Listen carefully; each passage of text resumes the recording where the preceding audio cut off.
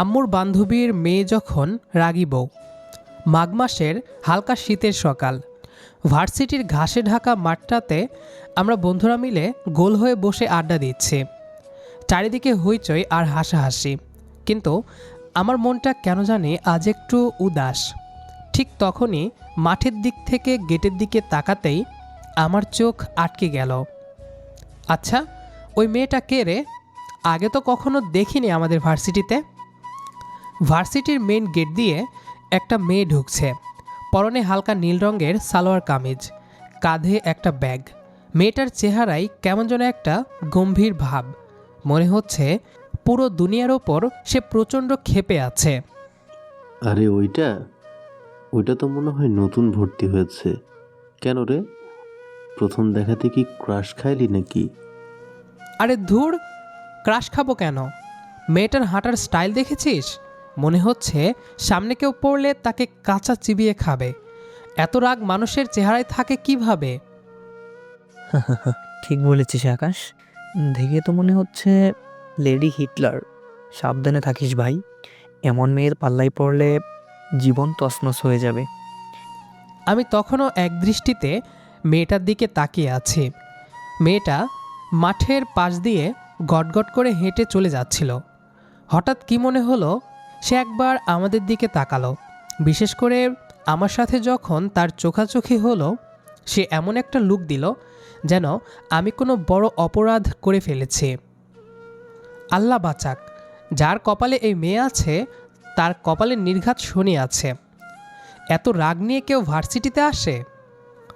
Varsity থেকে বাসায় ফেরার পথেও কেমন জানি ওই মেয়েটার গম্ভীর চেহারাটা বারবার চোখের সামনে ভাসছিল। মেয়েটা কে বা কোত্থেকে এলো সেটা বড় কথা নয়, কিন্তু ওর ওই চাহনিটা কেন জানি মাথার ভেতর গেঁথে গেছে। বাসায় এসে ফ্রেশ হয়ে বিছানায় গা এলিয়ে দিয়েছিলাম। হঠাৎ মোবাইল ফোনের রিংটন বেজে উঠল। কি রে আকাশ, বাসায় গিয়ে ঘুমিয়ে পড়লি নাকি?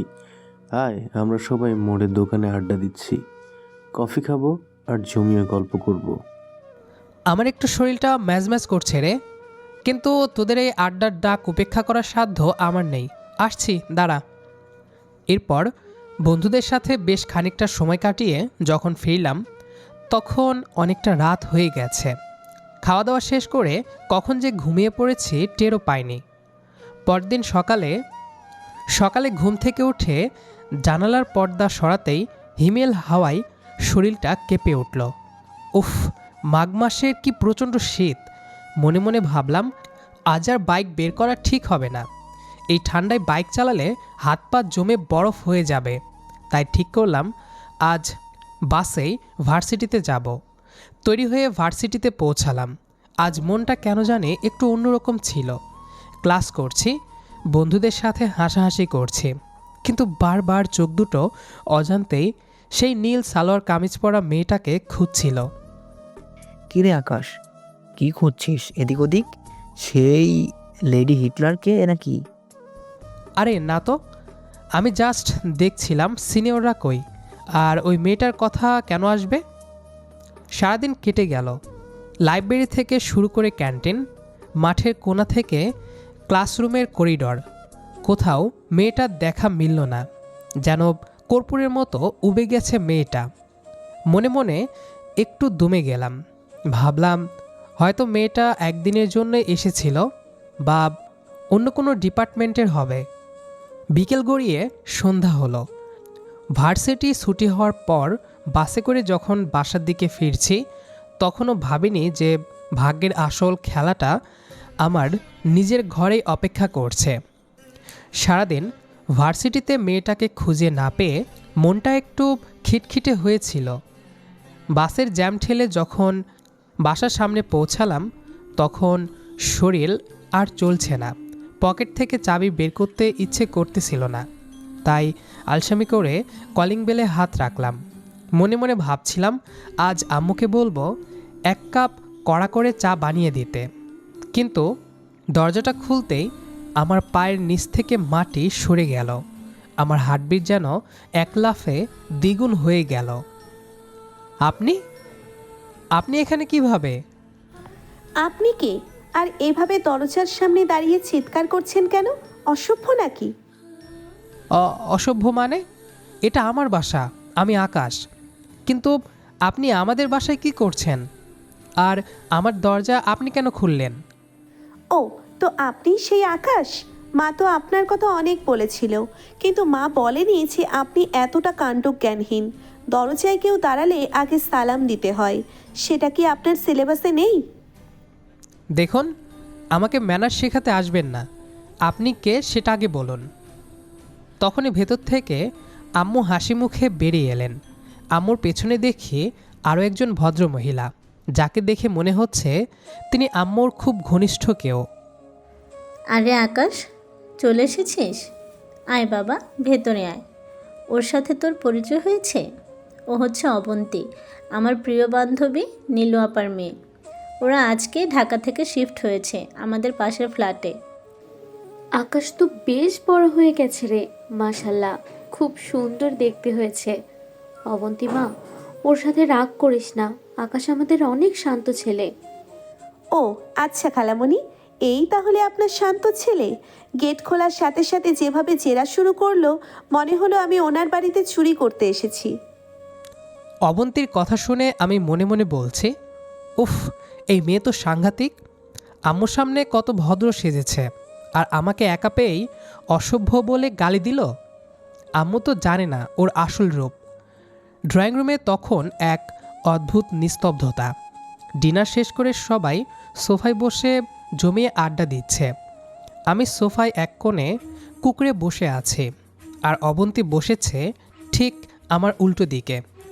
সে যেভাবে আর চোখে আমার দিকে তাকাচ্ছে, মনে হচ্ছে সুযোগ পেলেই আমাকে আস্ত কবর দিয়ে দেবে। হঠাৎ আম্মু গলার স্বরটা একটু গম্ভীর করে বললেন, আকাশ, একটা কথা বলার জন্য তোকে ডাকলাম। আমি একটু নড়েচড়ে বসলাম। ভাবলাম হয়তো নতুন ভাড়াটিয়া হিসেবে ওদের কোনো সাহায্য করতে হবে। বললাম, হ্যাঁ আম্মু, বলো। আম্মু নীলু খালার দিকে তাকিয়ে মুচকি হেসে বললেন, আকাশ, আমরা চাচ্ছি তোর আর অবন্তীর বিয়ে দিতে। কথাটা কানে যেতেই মনে হলো মাথার ওপর মাঘ মাসের আকাশটা ভেঙে পড়ল। আমি সোফা থেকে স্প্রিংয়ের মতো সিটকে দাঁড়িয়ে গেলাম। কি বিয়ে? তাও আবার এই ওর সাথে? অবন্তীও আমার মতোই চমকে উঠেছে, তবে তার চোখে বিস্ময়ের চেয়ে রাগটাই বেশি, যেন এক্ষুনি আগ্নেয়গিরি ফেটে পড়বে। কেন এভাবে চিৎকার করছিস কেন? অবন্তীর মধ্যে কি কোনো দিক দিয়ে কমতি আছে? মাশাল্লাহ, মেয়ে আমার যেমন সুন্দরী তেমনই গুণবতী। আরে না আম্মু, আমি কমতির কথা বলছি না, কিন্তু কিন্তু এখন কি বিয়ের বয়স হয়েছে নাকি আমার? বিয়ে করে খাওয়াবো কি? নিজের পকেট মানি তো এখনও তোমার কাছ থেকে নিতে হয়। সেটা নিয়ে তোকে চিন্তা করতে হবে না, আমরা আছি তো। আর বড় কথা হলো, অবন্তী তোদের ভার্সিটিতে ভর্তি হয়েছে। ও এই শহরে নতুন, একা একা থাকবে কেন? এর চেয়ে এবারের বউ হয়ে থাকাই সবচেয়ে নিরাপদ। নীলু আপারও এত পূর্ণ সম্মতি আছে। নীলু খালা অবন্তীর মাথায় হাত বুলিয়ে বললেন, আকাশ বাবা, আমার মেয়েটা একটু রাগী হতে পারে, কিন্তু মনটা ওর খুব পরিষ্কার। আমি চাই আমার বন্ধুত্বের সম্পর্কটা এবার আত্মীয়তায় বদলে যাক। আমি অবন্তীর দিকে তাকালাম। সে মাথা নিচু করে বসে থাকলেও তার হাতের মুঠো শক্ত হয়ে আছে। আমি বুঝতে পারছি সে মনে মনে আমাকে কয়েকবার চিবিয়ে খেয়ে ফেলেছে। কিন্তু আম্মু, একটু সময় তো দাও। কোনো কিন্তু নয়, অনেক ভেবেই আমরা এই সিদ্ধান্ত নিয়েছি। তোদের কোনো কথা শুনবো না। আগামী পরশু দিনে তোদের বিয়ে। কালই কেনাকাটা আর ঘর গোছানোর কাজ শেষ করতে হবে। আমি যেন কথা বলার শক্তি হারিয়ে ফেললাম। কাল যাকে ভার্সিটির মাঠে দেখে লেডি হিটলার ভেবে দোয়া করছিলাম যেন এর পাল্লায় কাউকে পড়তে না হয়, আজ ভাগ্য আমাকেই সেই আগুনের কুণ্ডলিতে ঠেলে দিল। রাত যখন গভীর, আমি বারান্দায় দাঁড়িয়ে আকাশের দিকে তাকিয়ে দীর্ঘশ্বাস ফেলছি। ঠিক তখনই পাশে আমাদের দেয়াল ঘেঁষা পাশের ফ্ল্যাটের বারান্দায় এসে দাঁড়ালো অবন্তী। ওর চোখে তখনও আগুনের ফুলকে। শুনুন মিস্টার আকাশ, আপনি কি মনে করেছেন এই বিয়েতে আমি খুব খুশি? একদম না। শুধু মায়ের কান্নাকাটির কথা ভেবে চুপ করে আছি। তবে সাবধান করে দিচ্ছি, বিয়ের পর নিজেকে এই বাড়ির মালিক মনে করে আমার উপর হুকুম চালানোর চেষ্টা করবেন না। করলে কিন্তু আপনার হাড়গোড় আমি আস্ত রাখবো না। ওরে বাবা, আমি তো ভয়ে মরেই গেলাম। আপনি কি মনে করেন আমি খুব শখ করে আপনার মতো এক রাগী পেতনিকে বিয়ে করছি? আমার তো কপালটাই খারাপ যে আপনার মতো একজনের সাথে আমার নাম জড়াচ্ছে। কি বললেন? আমি পেতনি? দাঁড়ান, বিয়ের পর আপনাকে আমি দেখাচ্ছি কত ধানে কত চাল। কাল থেকে আপনার নরকবাস শুরু হবে। তৈরি থেকো শান্ত ছেলে। অবন্তী গটগট করে ভেতরে চলে গেল। আমি থমকে দাঁড়িয়ে রইলাম। পরশু বিয়ে, অথচ মনে হচ্ছে আমি কোনো যুদ্ধের ময়দানে নামতে যাচ্ছি। আল্লাহ জানে আমার কপালে আরও কত ভোগান্তি আছে। তারপরেও অন্য দিক দিয়ে একটু ভালো লাগছে যে আর কয়দিনই বা সিঙ্গেল থাকবো। আর যেই শীত পড়েছে, এই শীতে একটা বইয়ের খুব বেশি প্রয়োজন। সকালবেলা যখন ঘুম ভাঙল, মনের ভেতর এক অদ্ভুত অস্থিরতা। ভাবলাম গত রাতের ঘটনাটা কি স্বপ্ন ছিল? কিন্তু বারান্দায় গিয়ে পাশের ফ্ল্যাটের দিকে তাকাতেই দেখি ওটা ফাঁকা। অবন্তীরা সকালে ওখান থেকে নিজেদের বাড়িতে চলে গেছে, কারণ বিয়ের নিয়ম অনুযায়ী বরের বাড়ি থেকেই তো বরযাত্রী যাবে। বাসায় সকাল থেকেই আত্মীয় স্বজনের ভিড়। আম্মু আর বড় চাচি মিলে পুরো বাড়ি মাথায় তুলে রেখেছেন। রান্নাঘরের মশলার ঘ্রাণ আর মানুষের শোরগোলে নিজের রুমে শান্তিতে থাকতে পারছি না। এর মাঝেই আমার ফোনের রিংটন বেজে উঠল। স্ক্রিনে তাকিয়ে দেখি রাহাত কল দিচ্ছে। কিরে বরবাবু, শুনলাম তোর বিয়ে। এত বড় খবরটা আমাদের কাছে গোপন করে রাখলি? তোকে তো আস্ত রাখা যাবে না। তোরা জানলি কীভাবে? আমি তো এখনও কাউকে বলিনি। তোর আম্মু আমাদের সবাইকে ফোন করে ইনভাইট করেছে। আমরা সবাই মিলে তোর বাসায় আসছি। রেডি থাকিস। আজকে তোর হলুদ, তোকে একদম চুবিয়ে হলুদ মাখাবো। আমি মনে মনে হাসলাম। আমার এই হারামি বন্ধুরা এখনও জানে না ওই লেডি হিটলারই যে তাদের ভাবি হতে যাচ্ছে। জানলে হয়তো আজই আমাকে পাগল করে ছাড়ত। গায়ে হলুদের সন্ধ্যা। বাসার নিচে বড় করে শামিয়ানা টাঙ্গানো হয়েছে। ড্রাম বাজছে, চারদিকে আলোকসজ্জা। আমাকে হলুদ পাঞ্জাবি পরিয়ে স্টেজে বসিয়ে রাখা হয়েছে। বন্ধুদের দলটা যখন হৈ হৈ করে ঢুকলো, আমার তখন পালাতে ইচ্ছে করছিল।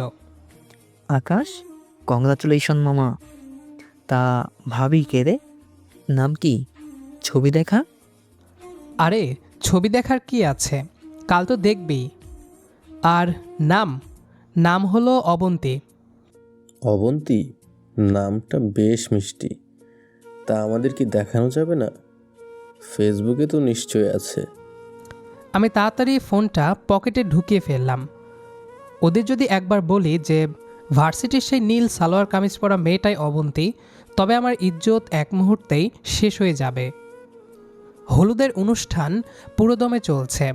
আত্মীয়রা এসে গায়ে হলুদ দিয়ে যাচ্ছে। হঠাৎ রাহাত সজল স্টেজ থেকে আমাকে নিচে নামিয়ে আনলো। ওই শোন, আমরা তো জাস্ট তোর সাথে ছবি তুলে চলে যাব না। আমাদেরও শখ হয়েছে কনের বাড়িতে গিয়ে হলুদ দিয়ে আসবো। চল, অ্যাড্রেস দে। আরে পাগল নাকি? ওখানে গিয়ে তোরা কি করবি? মেয়ে পক্ষ তোদের চিনে না। চিনে না তো কি হয়েছে, আমরা বরের বন্ধু, সেটাই পরিচয়। তাছাড়া তোর বউ তো খুব শান্ত আর লক্ষ্মী টাইপ হওয়ার কথা আম্মু বলছিল। চল না, একটু দেখে আসি ভাবি দেখতে কেমন। আমি মনে মনে ভাবছি, শান্ত, লক্ষ্মী, তোরা যদি একবার জানতি ওই মেয়ে রাগের মাথায় আমাকে কাঁচা চিবিয়ে খায়, তাহলে তোরা ওর বাড়ির সীমানায় পা দিতিস না। অবন্তীদের বাড়ি থেকে তাদের আত্মীয়রা আমাদের বাড়িতে হলুদ পাঠিয়েছে। আম্মু আমাকে কানে কানে বললেন, আকাশ, তুই কি অবন্তীকে একবার কল দিবি? মেয়েটা হয়তো একটু নার্ভাস। আমি বাধ্য হয়ে ফোনটা হাতে নিলাম। ডায়াল করতেই ওপাশে রাগী গলার শব্দ। কেন ফোন দিয়েছেন? আপনি কি ভাবছেন হলুদ মাখলে আপনাকে খুব রাজপুত্রের মতো লাগছে? আমাকে আপনার আম্মু জোর করে হলুদের শাড়ি পরিয়েছে, আর আমি রাগে ফুঁসছি। খবরদার আমাকে বিরক্ত করবেন না। হ্যালো, শোনো, আমার বন্ধুরা তোমার বাড়িতে যাওয়ার জন্য পাগল হয়ে যাচ্ছে। ওরা তোমাকে সেই লেডি হিটলার হিসেবে চেনে। ওরা যদি দেখে তুমি আমার বউ, তবে আমার মান সম্মান সব যাবে। প্লিজ ওদের সামনে একটু ভদ্র থেকো। ও, এখন ইজ্জত বাঁচাতে আমার কাছে হাত পাচ্ছেন? বেশ, আমি যা করার তাই করব। আপনার বন্ধুদের আমি এমন অভ্যর্থনা দেব যে তারা জীবনে আর আপনার বিয়ে খেতে আসার সাহস পাবে না। লাইনটা কেটে গেল। আমি কপালে হাত দিয়ে বসে রইলাম। ইতিমধ্যেই রাহাত আর সজল ট্যাক্সি ঠিক করে ফেলেছে। ওরা আমাকে জবরদস্তি করে সাথে নিয়ে যেতে চায়, কিন্তু আমি কোনো মতে যান বাঁচিয়ে বাসায় থেকে গেলাম। ওরা যাওয়ার সময় সজল বলে গেল, আকাশ, আমরা গিয়ে ভাবিকে বলে আসব তুই কত বড় ফাঁকিবাজ, দেখিস তোকে কিভাবে সাইজ করে। আমি বিড়বিড় করে বললাম, তোদের সাইজ করার জন্য ওই ডাইনি নিজেই যথেষ্ট। জানা গেলেই বুঝবি। রাত 11টায় বন্ধুদের করুণ দশা। রাত তখন অনেক। আমি দরজায় শব্দ পেয়ে খুলে দেখি রাহাত, সজল আর বাকিরা ঝিম মেরে দাঁড়িয়ে আছে। সবার মুখ দেখে মনে হচ্ছে কেউ তাদের ওপর দিয়ে বুলডোজার চালিয়ে দিয়েছে। কিরে, ভাবিকে দেখে আসলি? কেমন দেখলি? আকাশ, তুই কি জেনে শুনে বিষ পান করছিস বন্ধু? ওই মেয়ে তো মানুষ না, ও তো ডাইনোসর।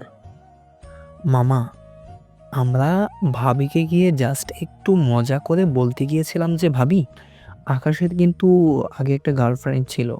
বিশ্বাস কর, কথা শেষ হওয়ার আগেই মেয়েটা একটা মরিচ বাটার বাটি আমাদের দিকে ছুঁড়ে মেরেছিল। আর যে গালিটা দিল, উফ, এখনো কান ঝাঝা করছে। সবচেয়ে বড় কথা কি জানিস? ওই মেয়েটাই তো সেই লেডি হিটলার যাকে আমরা ভার্সিটির মাঠে দেখেছিলাম। তুই আমাদের আগে কেন বলিসনি? আমাদের মান সম্মান সব ওই মেয়ের সামনে শেষ হয়ে গেল। আমি হাসবো নাকি কাঁদবো বুঝতে পারলাম না। বন্ধুদের এমন করুণ দশা দেখে আমার নিজের ভয় আরও বেড়ে গেল। কাল আমার বিয়ে।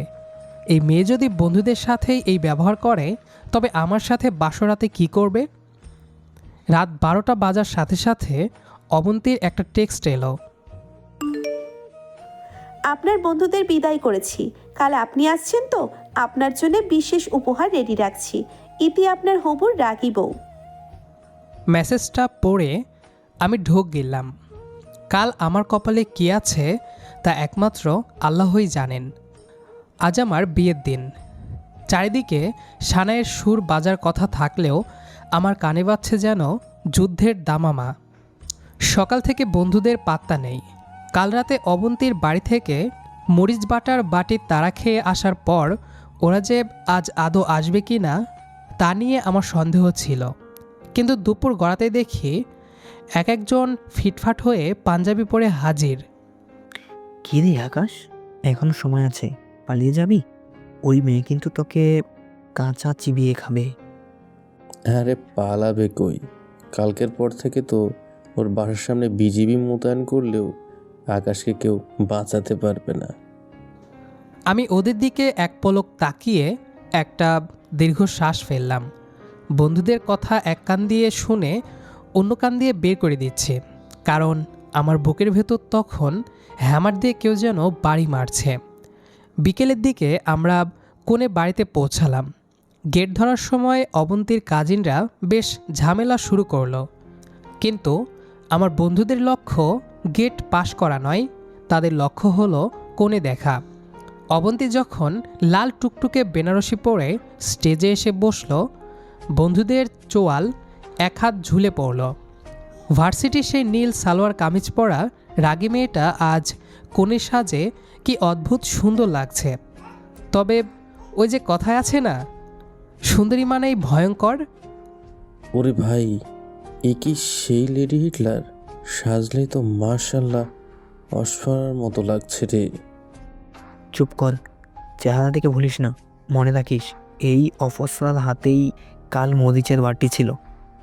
ওরা যখন স্টেজে গিয়ে আমার পাশে দাঁড়ালো, অবন্তী ঘুমটার নিচ থেকে ওদের দিকে একটা তীক্ষ্ণ নজর দিল। ব্যাস, বন্ধুদের দুষ্টুমি এক নিমিষে থেমে গেল। রাহাত যে ভাবি বলে একটা জোকস শোনাতে চেয়েছিল, সে ভয়ে নিজের নামই ভুলে গেল। আমাদের বিয়েটা হচ্ছে একদম ঘরোয়া এবং ইসলামিক পদ্ধতিতে। আম্মুর আর নীলু খালুর ইচ্ছা ছিল বিয়েতে কোনো অপসংস্কৃতি যেন না থাকে। বড় একজন মাওলানা সাহেব এসেছেন। মাওলানা সাহেব যখন বিয়ের খুতবা পড়া শুরু করলেন, চারদিকে এক গাম্ভীর্য নেমে এলো। বন্ধুদের দুষ্টুমি আর হাসাহাসি তখন থেমে গেছে। মাওলানা সাহেব আমার কাছে এসে বসলেন। বাবা আকাশ, মোহরানা বাবদ নগদ 5 লক্ষ টাকা ধার্য করে নীলু খালার কন্যা অবন্তীর সাথে তোমাকে বিবাহ দিচ্ছি। তুমি কি কবুল করছো? বুকের ভেতরটা তখন দুরু দুরু কাঁপছে। একপাশে বসা অবন্তীর দিকে একবার তাকালাম। সে মাথা নিচু করে বসে আছে। আমি স্পষ্ট স্বরে বললাম, আলহামদুলিল্লাহ, কবুল। 3 বার কবুল বলার পর যখন দোয়া শুরু হলো, আমার মনে হলো আমি এক নতুন জীবনে প্রবেশ করলাম। একটু পরেই অন্য ঘর থেকে অবন্তীও সই করল। আজ থেকে সেই রাগী মেয়েটা আইনত এবং ধর্মীয়ভাবে আমার স্ত্রী। বিয়ে শেষ হওয়ার পর খাওয়া দাওয়ার ধুম পড়ল, কিন্তু আমার বন্ধুদের কাজ তো এখনও বাকি। ওরা সুযোগ পেলেই আমাকে নিয়ে মজা নিচ্ছে। আকাশ শোন, বাসর ঘরে যাওয়ার সময় সাথে করে একটা হেলমেট নিয়ে যাস। বলা তো যায় না কখন কি ছুঁড়ে মারে। আর একটা ব্যান্ডেজ আর ডেটলও সাথে রাখিস। প্রাথমিক চিকিৎসা তো নিজেকেই করতে হবে। আমি ওদের ধমক দিয়ে বললাম, তোরা কি থামবি? এমনিতেই টেনশনে আমার অবস্থা খারাপ।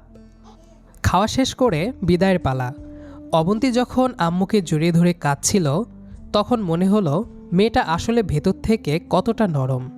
কিন্তু আমার সাথে চোখাচোখি হতেই সেই চোখের পানি যেন শুকিয়ে আগুন হয়ে গেল। সে এমনভাবে তাকালো যেন বলছে, বাসায় চল, তোর খবর আছে। বাসায় ফেরার পথে গাড়িতে আমরা পাশাপাশি বসে আছি। কেউ কোনো কথা বলছি না। মাঝখানে একটা বড় দেয়াল যেন দাঁড়িয়ে আছে। বন্ধুদের দলটা বাইক নিয়ে আমাদের গাড়ির চারপাশ দিয়ে হর্ন বাজিয়ে যাচ্ছে। সজল জানালা দিয়ে চিৎকার করে বলল, আকাশ, শুভরাত্রি। বেঁচে থাকলে কাল সকালে দেখা হবে। আমি মনে মনে বললাম, হারামজাদা, তোদের আমি দেখে নেব। অবন্তী হঠাৎ নিচু স্বরে বলল, আপনার বন্ধুরা কি সবসময় এমন অসভ্য? আমি ঘামতে ঘামতে উত্তর দিলাম, না, মানে ওরা আসলে একটু বেশি আনন্দিত। দেখাচ্ছি কাল সকালে ওদের আনন্দ কোথায় বের হয়। আর আপনিও তৈরি থাকেন, আজকের রাতটা আপনার জন্য খুব স্মরণীয় হতে যাচ্ছে। আমি জানালার বাইরে তাকালাম। অন্ধকার রাত। আমার মনে হচ্ছে বাসর ঘর নয়, আমি কোনো WWE রিংয়ে ঢুকতে যাচ্ছি। বন্ধুদের শোরগোল আর আতশবাজির শব্দ পেছনে ফেলে যখন নিজের রুমে ঢুকলাম, তখন বুকটা যেন ঢাকের মতো বাজছে। রুমটা আম্মু আর ছোট বোন মিলে বেশ যত্ন করে সাজিয়েছে। চারিদিকে রজনীগন্ধার কড়া ঘ্রাণ। খাটের ঠিক মাঝখানে বসে আছে লাল বেনারসি পরা অবন্তী। ওর ঘোমটাটা নামানো, কিন্তু আমি জানি এই ঘোমটার নিচে একটা আগ্নেয়গিরি অপেক্ষা করছে। আমি খুব সাবধানে পা টিপে টিপে ভেতরে ঢুকলাম এবং দরজাটা বন্ধ করলাম। আল্লাহ, আজকে রাতটা যেন কোনো হাড়গোড় ভাঙ্গা ছাড়াই পার হয়। আমি খাটের এক কোণায় গিয়ে দূরত্ব বজায় রেখে বসলাম। বেশ কিছুক্ষণ নীরবতা, কেউ কোনো কথা বলছে না। ভাবলাম আমিই শুরু করি। অবন্তী, আপনি কি ঘুমাবেন? অনেক রাত তো হলো। কোনো উত্তর নেই। আমি আরেকটু সাহস করে বললাম, দেখুন, বিয়েটা তো হয়ে গেল, এখন রাগ করে লাভ কি? চলুন আমরা শান্তিতে। আমার কথা শেষ হওয়ার আগেই অবন্তী ঝটকা দিয়ে ঘুমটা সরিয়ে ফেলল। ওর কাজল কালো চোখে রাগ নাকি অন্য কিছু আমি ঠিক বুঝতে পারলাম না। আপনার সাহসের তো কমতি নেই। আপনার বন্ধুরা আমাকে নিয়ে মজা করলো আর আপনি সেখানে দাঁড়িয়ে হাসছিলেন। আরে না তো, আমি তো ওদের বারণ করেছি। ওরা আসলে... চুপ, একদম একটা কথাও বলবেন না। সে খাট থেকে নেমে আমার দিকে এগিয়ে আসতে লাগলো। আমি ভয় পেয়ে পেছাতে পেছাতে খাটের একেবারে কিনারায় চলে গেলাম। অবন্তী আমার খুব কাছে এসে দাঁড়ালো। আমি চোখ বন্ধ করে ফেললাম। ভাবলাম হয়তো একটা থাপ্পড় বা বালিশের বাড়ি খেতে যাচ্ছি, কিন্তু না। হঠাৎ অনুভব করলাম নরম দুটো হাত আমার কলার চেপে ধরল। আমি চোখ খুলে দেখি অবন্তী খুব দুষ্টুমি মাখা হাসিতে আমার দিকে তাকিয়ে আছে। সারা জীবন তো অনেক রাগ দেখালেন, এবার একটু আমার সাথে রোম্যান্স করার সাহস আছে? নাকি বন্ধুদের মতো শুধু দূর থেকে লেডি হিটলার বলেই ডাকবেন? মানে আপনি আপনি কি আমার সাথে মজা করছেন? আমি রাগী হতে পারি আকাশ, কিন্তু আমি আমার স্বামীর ওপর শুধু রাগ দেখাতেই আসিনি। আমি চাই আপনি আমাকে ভালোবাসুন, কিন্তু আপনি তো দেখি একটা ভীতু। হঠাৎ অবন্তী আমাকে হ্যাঁচকা টান দিয়ে নিজের কাছে নিয়ে এলো। ওর এই আকস্মিক পরিবর্তনে আমি পুরোপুরি থতমত খেয়ে গেলাম। যে মেয়েটা একটু আগে রণচণ্ডী ছিল, সে এখন পরম আবেশে আমাকে জড়িয়ে ধরল। অবন্তী, এটা কিন্তু পাবলিক প্লেস না, এটা আমাদের বাসর ঘর। আপনি কি শিওর আপনি আমার সাথে জোর করছেন? হ্যাঁ, জোর করছি। আমার স্বামী, আমার ঘর, আমি যা ইচ্ছে তাই করব। আপনার সাহস থাকলে আমাকে থামান। এরপর শুরু হলো এক মিষ্টি খুনসুটি। অবন্তীর সেই লেডি হিটলার ইমেজটা যেন মুহূর্তেই উবে গেল। সে তার স্বভাবজাত চঞ্চলতা আর দুষ্টুমি দিয়ে ঘরটাকে আনন্দময় করে তুলল। আমি বুঝতে পারলাম এই রাগের আড়ালে কতটা ভালোবাসা লুকিয়েছিল। আমি ওর কপালে আলতো চুমু দিয়ে বললাম, জানো অবন্তী, আমি ভেবেছিলাম আজ আমার হাড়গোড় আস্ত থাকবে না। অবন্তী আমার বুকে মাথা রেখে হাসতে হাসতে বলল, হাড়গোড় ভাঙলে সেবা করবে কে? তার চেয়ে আপনাকে সারা জীবন ভালোবাসার জালে আটকে রাখাটাই বেশি বুদ্ধিমানের কাজ হবে না? আমি ওকে আরও নিবিড়ভাবে জড়িয়ে ধরলাম। জানালার বাইরে মাঘের শীতের রাতটা হয়তো খুব ঠান্ডা ছিল, কিন্তু আমাদের নতুন এই জীবনের শুরুটা হলো এক উষ্ণ ভালোবাসার মধ্য দিয়ে। ভার্সিটির সেই গম্ভীর মেয়েটি আজ থেকে আমার জীবনের সবচেয়ে প্রিয় এবং মিষ্টি বউ। তো দর্শক বন্ধুরা, আমরা আজকে গল্পটির শেষ প্রান্তে চলে এসেছি। আমাদের আজকের গল্পটি আপনাদের কাছে কেমন লেগেছে সেটি অবশ্যই কমেন্ট করে জানাবেন। দেখা হবে আবারও নতুন কোনো গল্প নিয়ে। সে পর্যন্ত আমাদের সাথেই থাকবেন। আর আমাদের আজকের গল্পটি আপনার কাছে কেমন লেগেছে সেটি অবশ্যই কমেন্ট করে জানাতে ভুলবেন না। তো সবাই ভালো থাকুন, সুস্থ থাকুন। Bye bye.